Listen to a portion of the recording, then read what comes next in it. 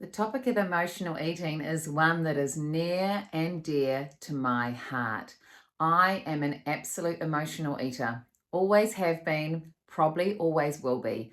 I love food, and it's certainly not uncommon for me in those moments of emotional highs and lows that my brain just says, oh, it's time to eat. It's cold. Oh, Cheryl, you should eat. I'm happy. Let's eat. I'm sad. Let's eat.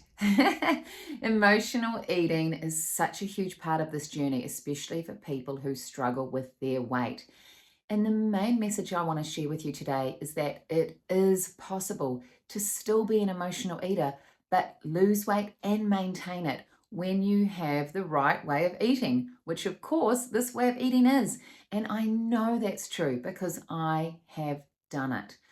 In the years that I've been able to maintain my weight, I've had to overcome sugar addiction. That was a big part of my journey when I was in my early 30s, when I had kids and went through that very challenging phase when your kids are young and you're not sleeping and you're really losing control.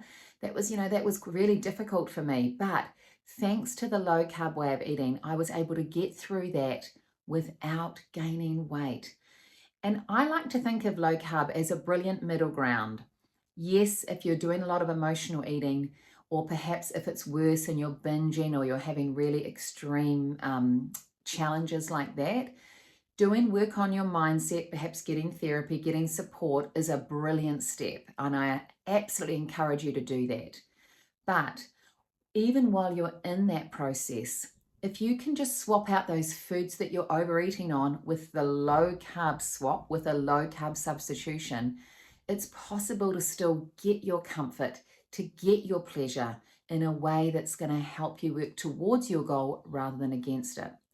And I think it's a really nice middle ground. When I'm working with someone who's having a struggle or going through a really stressful phase at life, maybe they're eating after dinner and things are really off track. My first step is always to say, look, don't just think we're going to just stop eating like that. No, what I want you to do is just swap the biscuits, the cake that you're having for low carb biscuits, for low carb cake, for dark chocolate. And when you start making those quick and easy substitutions, the great part is it doesn't feel hard. It doesn't feel like some miserable diet. You can actually do it. And this is the middle ground that I really love that low carb can offer.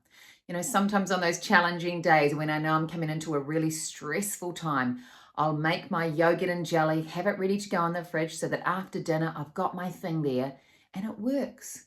And I get my pleasure, stay on track, job done.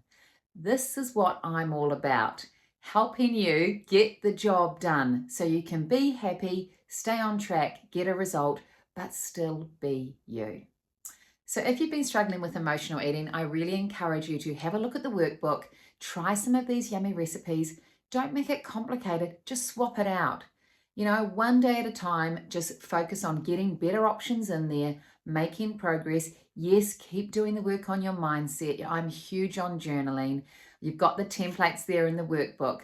But in the meantime, just trust that by eating low carb food, it's going to help you start to feel more positive and make progress while you do all the work up there.